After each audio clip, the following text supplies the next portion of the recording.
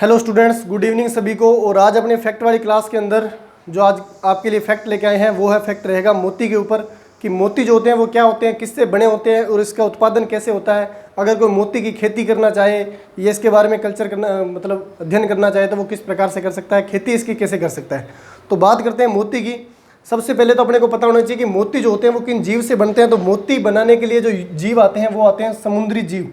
ठीक है, मोती के लिए कौन से जीव काम में आते हैं? समुद्री जितने भी जीव होते हैं वो जीव जो होते हैं वो मोती बनाते हैं। सभी जीव मोती नहीं बनाते हैं। उसके अंदर भी मैं बात कर रहा हूँ मोलस्का संघ के प्राणियों की। किसकी बात कर रहा हूँ? मोलस्का संघ के प्राणियों की बात कर रहा हूँ।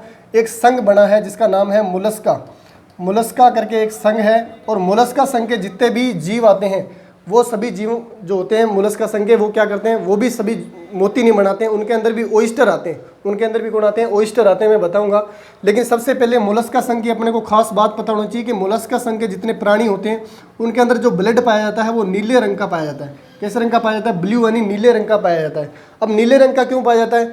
जिस प्रकार से अपनी बॉडी के अंदर जो ब्लड पाया जाता है वो किस प्रकार का पाया जाता है? रेड कलर का यानी लाल कलर का पाया जाता है, क्योंकि अपने अंदर हीमोग्लोबिन पाया जाता है। अपने अंदर हीमोग्लोबिन एक लाल रंग की क्रोमोप्रोटीन है। उस प्रकार से इनके अंदर जो हीमोग्लोबिन अपने जैसे हीमोग्लोबिन है तो इनके अंदर जो प्रोटीन पाई जाती है वो पाई जाती है हीमोसाइनिन। वो क्या पाई जाती है? हीमोसाइनिन बोलते हैं, साइनिन। और साइनिन वर्ड जहाँ भी साइंस के अंदर यूज होता है उसका मतलब क्या है? नीला। साइनिन का मतलब भी क्या हो गया? नीला। अपने अंदर श्वसन वर्णक है हीमोग्लोबिन, जबकि मोलस्का संघ के जीवों के अंदर श्वसन वर्णक है वो कौन सा है? नीले रंग का हीमोसाइनिन है। अब मोलस्का संघ के अंदर जितने भी ओइस्टर आते हैं, ठीक है, मोती किससे बनाते हैं? मोती किससे बनते हैं? ओइस्टर से बनते हैं। समुद्री ओइस्टर, ठीक है, समुद्री ओइस्टर जो होते हैं वो क्या करते हैं? मोती बनाते हैं। ओइस्टर के अंदर मैं बात करूं जैसे एक हो गया पिंक टाडा, मिक्सीमा करके होता है। पिंक टाडा मिक्सीमा लिखना है, गलत हो गया, मिक्सीमा, पिंक टाडा मिक्सीमा हो गया। ठीक है, और इस प्रकार से और भी जीव आते हैं जैसे पिंक टाडा मार्गरेटिफेरा हो गया। ठीक है, एक पिंक टाडा और आता है, पिंक टाडा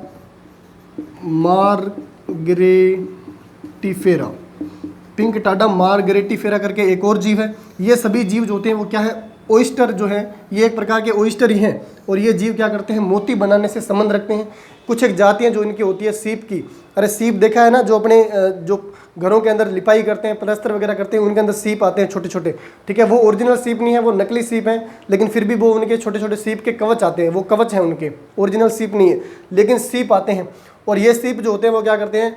मोती बनाते हैं। ये सभी जो सीप की मैंने प्रजातियां लिखाई है वो क्या करते हैं? मोती बनाने से संबंधित है, मोती बनाते हैं। अगर मान लो किसी को मोती बनाना हो, ठीक है, मोती की खेती भी की जाती है।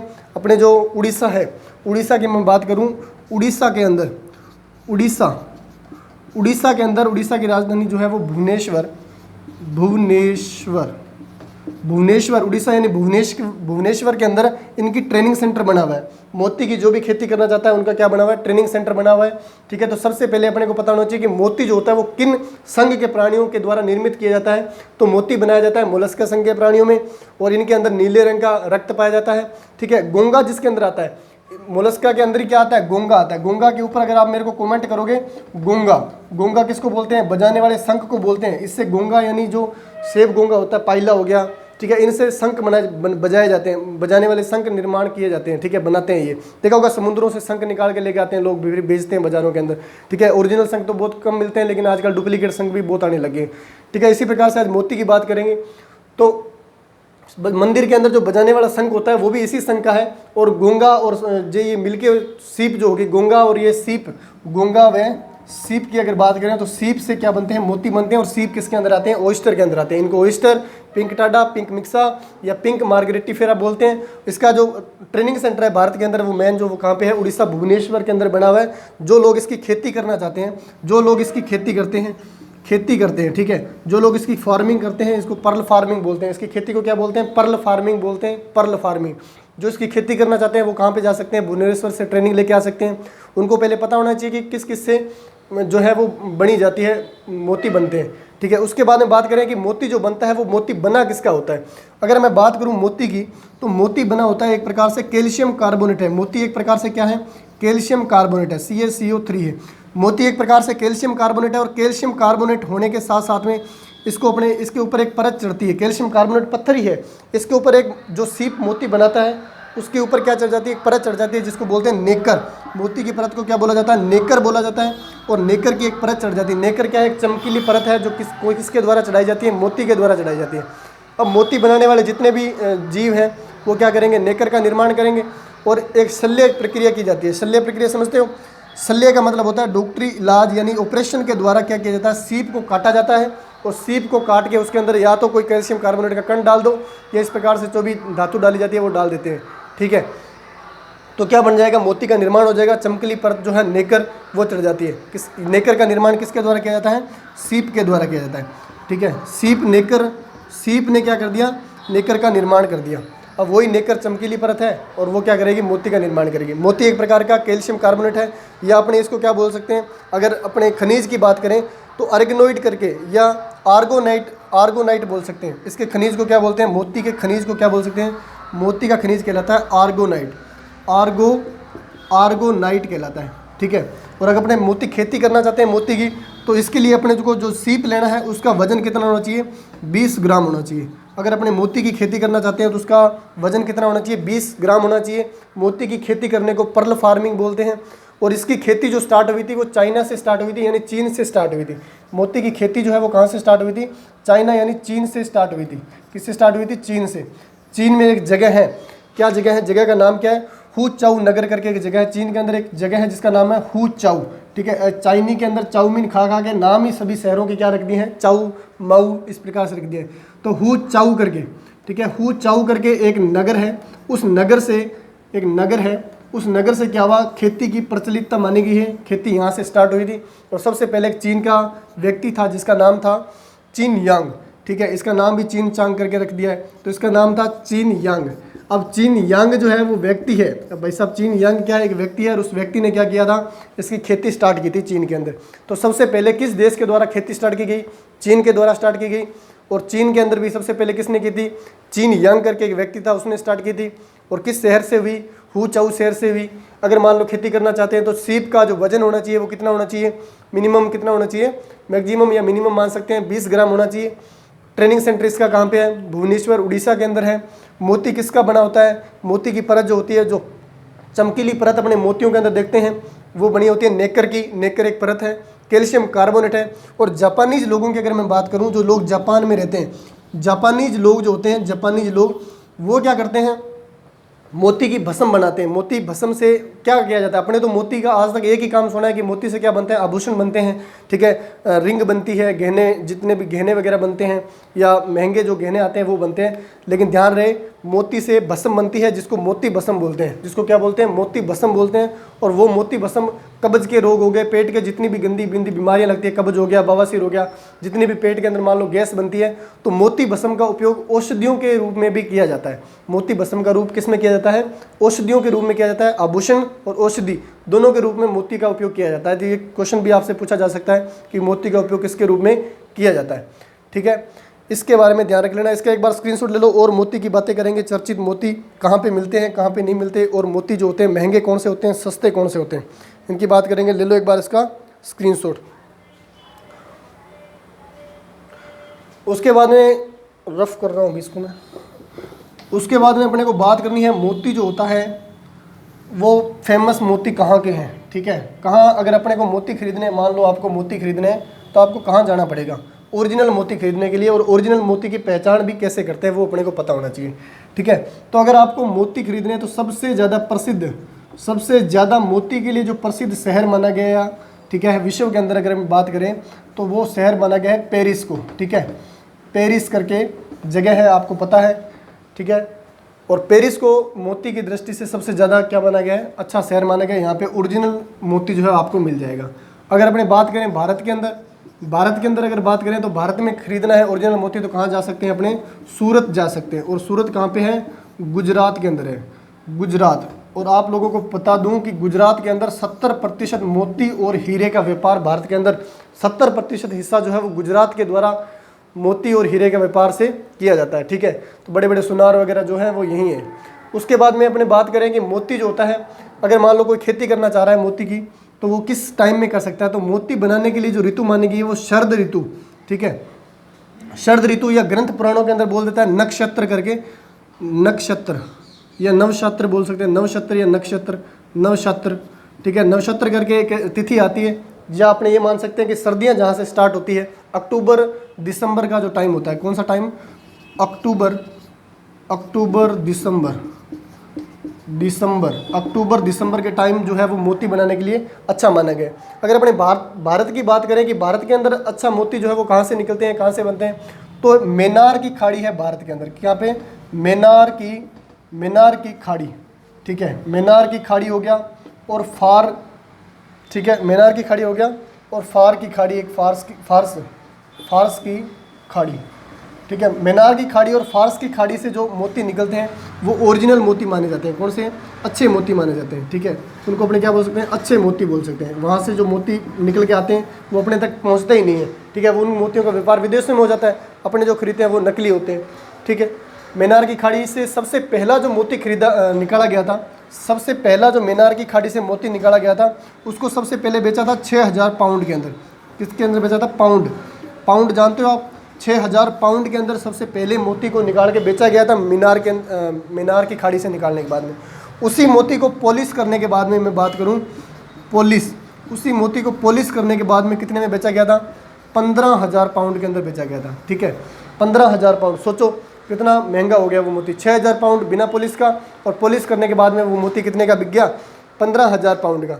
उसके बाद में अगर बात करें सबसे दुनिया का सबसे छोटा मोती जो होता है उसको क्या बोलेंगे, सबसे छोटे मोती की अगर बात करें, सबसे छोटा मोती जो होता है उसका सबसे छोटा मोती, आज तक का जो सबसे छोटा मोती खोजा गया है वो खोजा गया है 1 आकार की बात करूं तो 1.26, ठीक है, मिलीग्राम है ये, मिलीग्राम, ठीक है, मिलीग्राम का था। और इसको अपने क्या बोलते हैं, बीज मोती बोलते हैं। सबसे छोटे मोती जो होते हैं उसको क्या बोलते हैं, बीज मोती बोलते हैं, यानी बिल्कुल बीज के समान, जैसे सरसों का या अपने राई का दाना बोल सकते हैं, राई का जो बीज होता है बिल्कुल इतना बारीक होता है, 1.62 मिलीग्राम का होता है, और इसको बीज मोती बोलते हैं। अगर अपने बात करें बड़े मोती की, तो आज तक का जो सबसे बड़ा मोती खोजा गया है वो है 1860 ग्राम का, ओनली फॉर 1860 ग्राम है ये। तो सबसे बड़ा मोती जो अभी तक खोजा गया है वो 1860 ग्राम का है, और 1860 ग्राम का है, और इसको बोलते हैं बरोक। इसको क्या बोलते हैं, बरोक बोलते हैं। बरोक यानी जो बड़े मोती होते हैं उनको क्या बोला जाता है, बड़े मोती। बड़े जो मोती होते हैं उनको बरोक बोलते हैं, बड़े मोती बरोक कहलाते हैं। बड़े मोती जो होते हैं वो बरोक कहलाते हैं, ठीक है। तो ये मोती के बारे में कुछ इंपॉर्टेंट जानकारी है। अगर मोती की मान लो कोई खेती करना चाह रहा है तो मोती की खेती के लिए वैसे तो मोती 3 टाइप्स के आते हैं बनाने की दृष्टि से। एक तो वह मोती जो प्राकृतिक होते हैं, जो नेचुरली बनते हैं, ठीक है, ओयस्टर पिंकटाडा हो गया, मार्गेरिटीफेरा हो गया, इनसे बनते हैं। एक वह मोती जो आर्टिफिशियल तरीके से तैयार होते हैं, और आर्टिफिशियल तरीके से जो तैयार मोती होते हैं, जो नकली मोती होते हैं अपने पास पहुँचते हैं, वो बनते हैं जिप्सम से। वो किससे बनते हैं, जिप्सम से बनते हैं, और जिप्सम के कुछ फाइबर मिलकर क्या करते हैं, नकली मोती बनाते हैं। क्या बनाते हैं, नकली मोती बोल सकता हूँ, या मैं बोल सकता हूँ नकली मोती, या बोल सकता हूँ आर्टिफिशियल मोती, इनको अपने बोलेंगे, यानी बनाए गए हैं, ठीक है, फाइबर्स के होते हैं, अपने को असली जैसा नजर आता है, लेकिन ये असली मोती नहीं होते हैं। और पुराने ग्रंथों के अंदर या पुराने वेदों के अंदर तो ये माना गया है कि मोती के अंदर कुछ जादुई शक्तियाँ होती हैं, इसलिए मोती जो होते हैं वो थोड़ा सा फेमस है। कुछ और करेंगे मोती के बारे में बातें, इसका ले लो एक बार स्क्रीनशॉट, जिसको इंपॉर्टेंट लगे कंपटीशन एग्जाम की दृष्टि से या बेसिक नॉलेज की दृष्टि से। उसके बाद में असली और नकली मोती की पहचान कैसे की जाती है ये भी बात करेंगे। असली मोती कौन सा होगा, और नकली मोती जो होता है रासायनिक दृष्टि से भी देखेंगे कि मोती कौन सा होता है असली, और वैसे भी बात करके देखेंगे कि असली मोती जो है वो कौन सा है और नकली मोती है कौन सा मोती है, ठीक है। इसके लिए पहली बात तो अपने को ये ध्यान में होनी चाहिए कि इसके लिए क्या आते हैं, रासायनिक तरीका देख ले पहले इसके, उसके बाद में इसकी एलिमेंट्स की बात करेंगे। रासायनिक तरीके से देखें तो इनकी अगर लेयर को खोल के देखें, मोती को अगर लेयर मोती की अगर लेयर को अपने खोल के देखते हैं तो मोती की लेयर के अंदर अगर वो लेयर समकेंद्रीय है, कैसी है, समकेंद्रीय है, अगर वो लेयर समकेंद्रीय है तो वो मोती कैसा माना जाएगा, असली मोती माना जाएगा। उसको क्या बोलेंगे, असली मोती बोलेंगे। अगर वो मोती कैसा है, समकेंद्रीय नहीं है, वो क्या है, समकेंद्रीय न होकर, और उसको क्या बोल सकते हैं, समांतर केंद्रीय या समांतर परतों वाला है। समकेंद्रीय परतें लिख देंगे, समकेंद्रीय परतें, ये क्या हो जाएगा, समांतर परतें, समांतर परतें, ठीक है। अगर समांतर परतें हैं तो वो क्या हो जाएगा, नकली मोती हो जाएगा, ठीक है। उस मोती को क्या बोलेंगे, नकली मोती बोलेंगे। अगर किसी मोती के अंदर समकेंद्रीय परतें पाई जाती है तो वो मोती क्या हो जाएगा, असली हो जाएगा। अगर किसी के अंदर समांतर परतें पाई जाती है तो वो मोती क्या हो जाएगा, नकली मोती हो जाएगा, ठीक है। उसके बाद में इसके जांच की बात करें कि मोती की जांच कैसे करते हैं, ठीक है। अगर मोती की जांच की बात करें कि मोती की जांच कैसे होती है, तो मोती की जांच करने के लिए एक नेक्रोस्कोप करके या पर्ल इल्यूमिनेटर करके, एक नेक्रोस्कोप या इसी को क्या बोल सकते हैं, पर्ल, क्योंकि मोती को क्या बोलते हैं, पर्ल एल्यूमिनेटर, पर्ल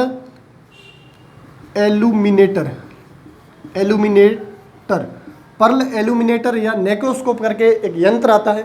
वो यंत्र क्या करता है, जैसे मान लो ये अपना गोल गोल मोती है, वो यंत्र क्या करता है, इसकी कोर को देखता है, इसकी कोर यानी इसकी बाहर की जो परत है, ठीक है, कोरर है, उसको चेक करता है, ठीक है। अगर मान लो ये नहीं है तो अगर एक और भी यंत्र आता है, ये एक यंत्र तो अपना ये हो गया, इसकी कोर की जांच करेगा। एक यंत्र और आता है जिसको एंडोस्कोपिक बोलते हैं, इसको क्या बोलते हैं, एक और यंत्र आता है, इसको क्या बोलते हैं, एंडोस्कोपिक, ठीक है, एंडोस्कोप, इसको क्या बोल देंगे, एंडोस्कोप जो होता है वो क्या करता है, मोती के अंदर छिद्र का पता लगाता है। मोती के अंदर क्या करता है, छिद्र का पता लगाता है। अगर मान लो मोती के अंदर छेद हो रखा है, आप देखे होंगे पिक्चरों के अंदर बड़े बड़े हीरे और मोती होते हैं, वो उसको बारीक से जांच करते हैं लेंस के माध्यम से कि इसके अंदर कोई छेद या कोई गड्ढा या कोई अंदर से खाली तो नहीं है। तो उसकी जांच करने के लिए एंडोस्कोप करके एक यंत्र आता है, इसका प्रयोग किया जाता है, ठीक है। अगर बात करें मोती को मान लो पहले से ही छेद कर रखा है, मान लो किसी ने मोती की माला बनानी थी और माला बनाने के लिए मोती के अंदर छेद तो करना पड़ेगा।